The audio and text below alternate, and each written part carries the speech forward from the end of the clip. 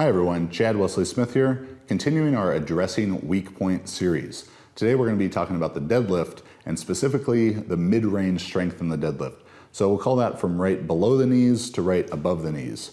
Missing lifts here is often attributed to two issues. One is going to be a lack of hamstring strength, and the second, a potential lack of lat strength or lat tightness, causing the bar to drift away from you in this position. So here are some of our favorite exercises, technical cues, and strategies to help improve this area of your deadlift.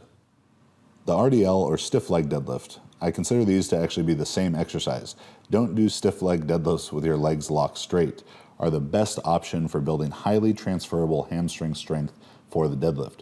These can be done with tremendous overload and mimic the positions of the deadlift, but with higher engagement of the hamstrings because of the high hip position. The box deadlift is an RDL variation first shown to me by Boris Sheko and Mikhail Kuklayev at a seminar I hosted with them in summer of 2015, and since then I have implemented into my own and my athletes' training with great success. The box deadlift, especially when done with a Vert Pole device, allows the athlete to maintain very strict RDL technique with totally vertical shin position throughout the movement, or possibly even a negative shin angle for greater hamstring engagement. Pause deadlifts. If you want to get stronger in a specific position, spend more time in that position. Pause work for any of the lifts will inherently cause you to spend more time in a position that you may be weak in. If you are struggling in the deadlift at a given point, performing a 2 to 3 count pause just below that position is a simple and effective fix. It is important to pause half an inch to an inch and a half below the point where you are actually missing the lift, because that is the area where the bar is slowing down before it actually stops at your sticking point. When performing pause deadlifts, it is common that athletes don't come to a complete stop, but rather perform more of a California roll through their pause point, or just pull the bar slowly from the floor to the pause and then accelerate from there. To maximize the effectiveness of pause deadlifts, you need to pull with maximum force to the pause, have a distinct time of isometric contraction while you hold the weight in place, and then accelerate the bar to lock out with maximal force. Touch and go deadlifts. There's often debate among coaches and lifters about performing deadlifts from a dead stop or touch and go.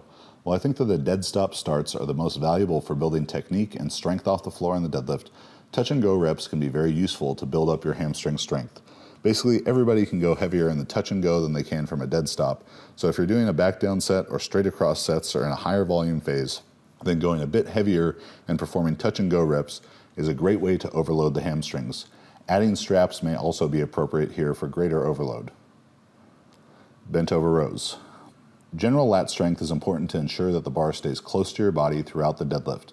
And while many exercises like pull-ups and cable rows can help build this, bent over rows, particularly with a double overhand grip, will strengthen the mid-range position of the deadlift the best. These will be a heavy and taxing exercise. Some momentum generated from the body is acceptable, but keep it within reason. Try to approximate your torso angle at the mid-range of a deadlift when setting up for this exercise. Wearing straps for this movement is probably worthwhile.